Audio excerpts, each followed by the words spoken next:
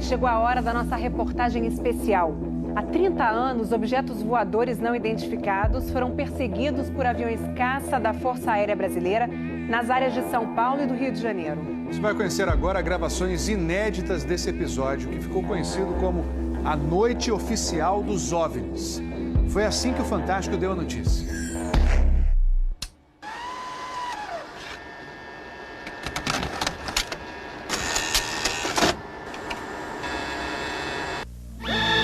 Esta semana, altas autoridades militares do Brasil admitiram publicamente pela primeira vez ter visto objetos voadores não identificados, os OVNIs.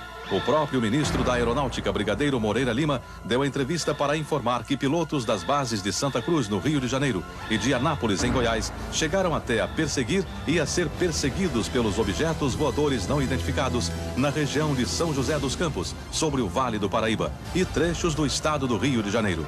Eram 21 OVNIs, segundo os militares, que ficaram mais de 3 horas sobrevoando o território brasileiro na noite de segunda e madrugada de terça-feira.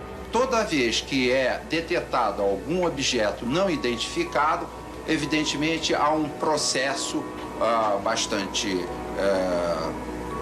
eficiente de verificar se foi alguma aeronave que está voando sem um plano de voo aprovado, etc. Mas quando se comprova que é algo diferente, as aeronaves então são acionadas. O que ocorreu foi que os radares detectaram vários objetos não identificados. Veja agora, minuto a minuto, o que aconteceu naquele 19 de maio. Às 8h30 da noite, um ponto luminoso é avistado pelo controlador de tráfego aéreo na torre do aeroporto de São José dos Campos, São Paulo. Um avião Xingu da Embraer se aproxima para pouso e o controlador pergunta ao comandante: "Você está vendo o ponto luminoso?" O Xingu confirma o avistamento, muda a rota e tenta se aproximar do OVNI. Quem estava no comando do avião era o coronel Osiris Silva, que voltava de Brasília depois de tomar posse como presidente da Petrobras. Eu vi um objeto luminoso no espaço, parecia um astro normal.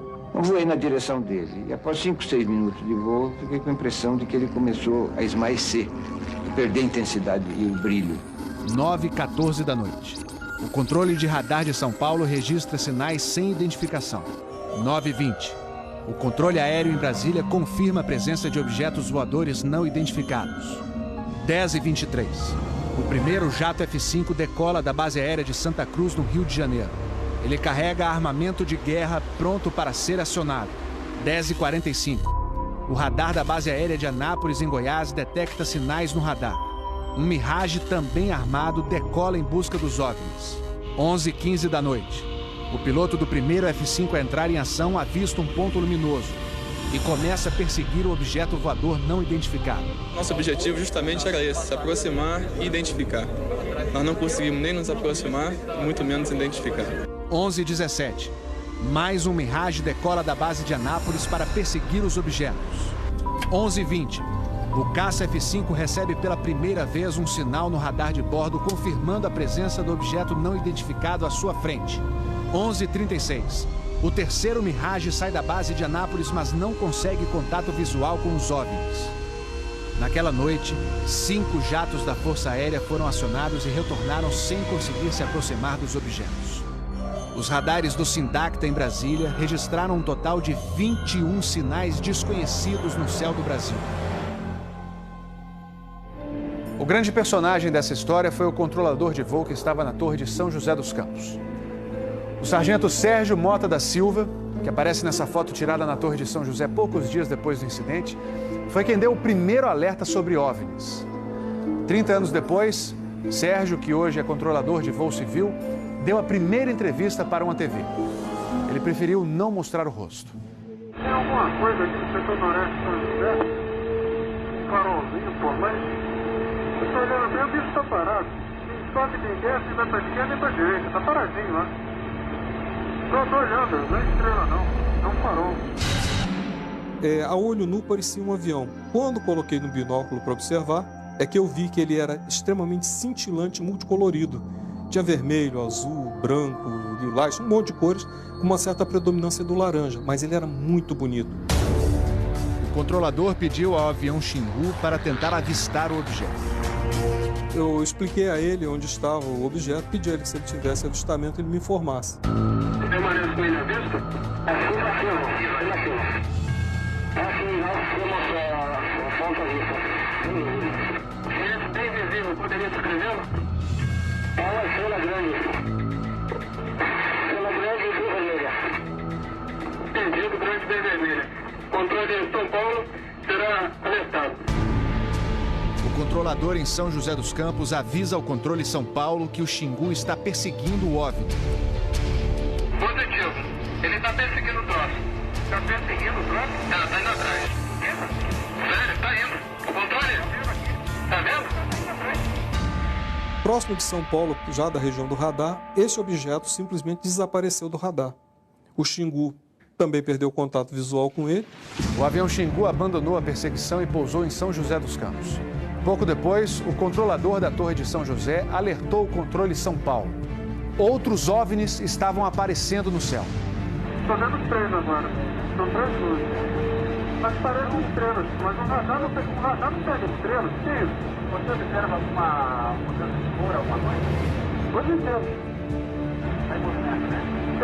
Rapaz, eu não sei. Pra mim, olha, aqui tá parecendo estrela. Mas só que muda de cor bonito, rapaz. Tá vermelho, amarelo, branco. Tá dando um monte de coisa. Pô, tão barato isso aqui. Deve ter uns craques por aqui já pelas contas que eu tô fazendo aqui. Ainda bem que vocês estão vendo também. Senão eu ia pensar que eu tô ficando doido. Pô, rapaz, tô arrepiado, meu irmão.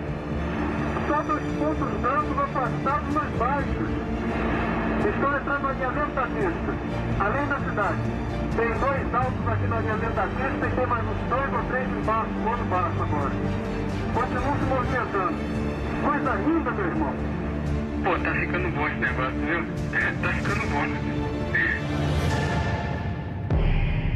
O controlador Sérgio Mota da Silva faz uma revelação surpreendente. Ele tentou fazer contato com os OVNIs usando as luzes de balizamento da pista de pouso. Se eu aumentava o brilho do balizamento das luzes do balizamento, aliás, eles se afastavam. E se eu diminuía a intensidade das luzes do balizamento, eles se aproximavam. Pareciam responder de modo inteligente aos sinais que eu fazia com as luzes da pista de pouso e decolagem. O controlador Sérgio fala com o controle aéreo em Brasília. Fala, Brasília. Brasília? Boa noite, bem-vindo ao Festival dos Discos Voadores. É uma loucura isso aqui, cara. Pô, os que eu pude ver mudavam de cor o tempo todo. Vermelho, amarelo, azul, lilás, aquele festival de cores.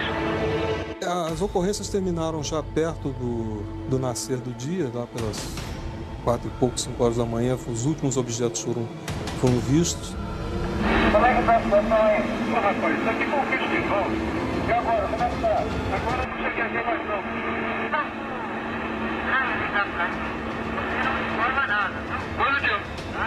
Mas você não viu nada, não sabe de nada. Positivo. O Fantástico também teve acesso às gravações das conversas entre os pilotos e a defesa aérea. Um desses pilotos era o capitão Armindo de Souza Viriato. Veja agora como foi que ele perseguiu um OVNI com armamento pronto para ser usado. Eu tenho contato. Convite? Foi em contato. Prossiga nesse contato, caçador. 7. Caçador passando a rojão. 7. Caçador passando a rojão. No código dos pilotos, isso quer dizer que o caçador, o avião caça, entrou na situação rojão. O míssil está pronto para disparar. Prossiga nesse contato. Foi, tem Judite agora. 7. Judite significa que o alvo está no radar. Ou seja, o piloto pode atirar se for autorizado pela defesa aérea. Mas neste momento, o alvo se afasta em alta velocidade. Está aumentando. Aumentando a distância, confirma. Afirmativo. A distância está aumentando de novo aqui. 7. Aumentando rápido, né? Comportamento muito estranho, ok? O capitão Viriato falou sobre a incrível velocidade dos OVNIs numa entrevista ao Fantástico. Essa aceleração, o radar de Brasília chegou a pegar na época de defesa aérea, deu aproximadamente Mach 15. Isso aí daria em torno de 15 mil km por hora. 15.000 quilômetros por hora é uma velocidade muito acima dos jatos mais rápidos do mundo, que chegam no máximo a 4.000 quilômetros por hora. Um documento confidencial do Comando de Defesa Aérea de junho de 1986 concluiu: os objetos produziram ecos nos radares do sistema de defesa e também nos jatos que perseguiram os OVNIs. Houve contato visual dos pilotos. Os objetos atingiram velocidades supersônicas e mostraram capacidade de acelerar e desacelerar de modo brusco. E a principal conclusão do relatório: os fenômenos são sólidos e refletem inteligência, pela capacidade de acompanhar e manter distância dos observadores, como também voar informação. Não foi possível identificar a origem dos objetos.